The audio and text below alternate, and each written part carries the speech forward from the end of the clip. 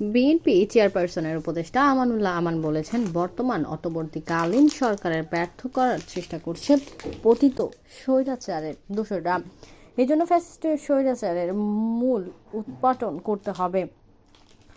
রবিবার সকাল 10টায় খুলনা প্রেস ক্লাবের ব্যাংকোয়েট হলে বিভাগের সকল জেলা ও মহানগরের সম্মেলন সফল করার লক্ষ্যে মতবিনিময় সভায় প্রধান অতিথির বক্তৃতায় তিনি এই কথা বলেন।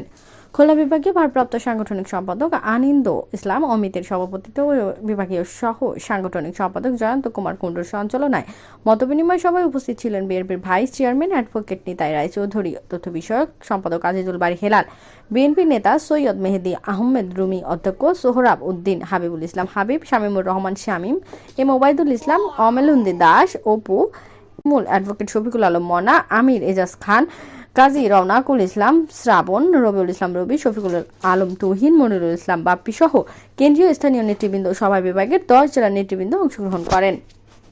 জাতীয় সরকার হবে, সেই জাতীয় সরকার দেশ পরিচালনা করবে, সকল দলের মতামত নিয়ে কাজ করতে হবে ঐক্যবদ্ধভাবে। অতএব অন্তর্বর্তীকালীন সরকারকে ব্যর্থ করার চেষ্টা করছে পতিত স্বৈরাচার এবং তার দোসররা। সেই ফ্যাসিস্ট স্বৈরাচারের মূল উৎপাদন করতে হবে। সেই ফ্যাসিস্টের কোন প্রেতাত্মাকে আপনারা নিতে পারবেন না। ফ্যাসিস্টের কোন প্রেতাত্মাকে কোন জায়গায় বসাতে পারবেন না। যারা ত্যাগী, যারা নির্যাতন ভোগ করেছে, যারা জেল খেটেছে, যারা মামলা খেয়েছে, ঘরে ঘুমাতে পারে নাই, যারা আহত হয়েছে, তাদেরকে জায়গা করে দেবেন। কোন পতিত স্বৈরাচারের দোসররা থাকতে পারবে না।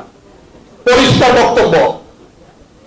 যদি ডকুমেন্ট সহ দেখা যাবেন কেউ রাখছে, আমরা সাথে সাথে যে রাখবে তাকে সহ আমরা এই ব্যাপারে সিদ্ধান্ত গ্রহণ করব এবং সিদ্ধান্ত গ্রহণ করে আমরা আমাদের ভারপ্রাপ্ত চেয়ারম্যানের কাছে পাঠাবো। কর্মীদেরকে মূল্যায়ন করতে হবে এবং যাদের পদ নাই, ছাত্রদল, যুবদল, স্বেচ্ছাসেবক দল থেকে আসছে, তাদেরকে পদ দিতে হবে।